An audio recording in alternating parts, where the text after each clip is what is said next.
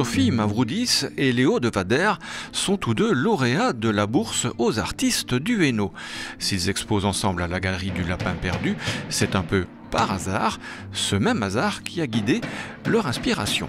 Donc chaque année, je me rends en Grèce pour rendre visite à ma famille, à mes parents. Et en 2018, j'ai voulu faire une bonne action. J'ai voulu ramasser les déchets sur la plage. Et en ramassant les déchets, je suis tombée sur une petite chaussure d'enfant où il était marqué Made in Syria.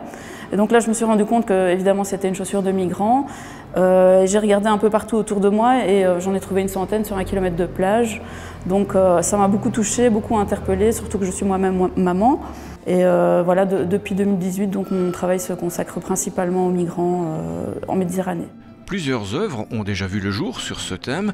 La dernière en date s'appelle « Le silence des hirondelles ». J'ai voulu faire un travail un peu plus du coup sur la métaphore. Ici, j'utilise des hirondelles parce que les hirondelles, ce sont des oiseaux migrateurs qui traversent justement la Méditerranée. Moi, j'en vois beaucoup quand je suis au printemps en Grèce.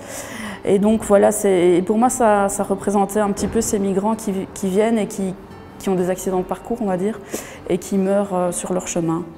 Pour Léo Devader, tout a commencé par une balade en forêt.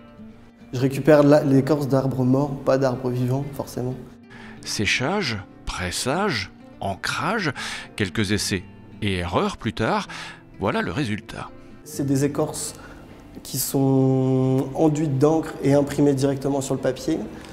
Et c'est pour faire un lien entre les amoureux anonymes qui gravent leur prénom et leur surnom sur les écorces d'arbres et l'arbre qui, lui, reçoit un peu cette entaille, cette cicatrice.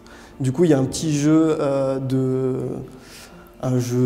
d'itinéraire où sur chaque gravure, il y a une localisation GPS. Et si on la rentre dans Google Maps, eh ben, on peut arriver à un point GPS et on doit un peu chercher dans les alentours et on trouvera normalement un arbre qui est gravé avec des signes des amoureux. Toi, tu l'as fait? Non. Non, parce que je trouve que ça doit faire mal quand même à l'arbre. Même s'il cicatrise après, mais ça le blesse quand même. Donc, c'est pas à conseiller, mais c'est une pratique qui se fait. Donc, elle est quand même intéressante. C'est une cicatrice, hein? C'est une cicatrice, ouais. Ouais, cicatrice d'amoureux, c'est entre amour et douleur, peut-être un lien.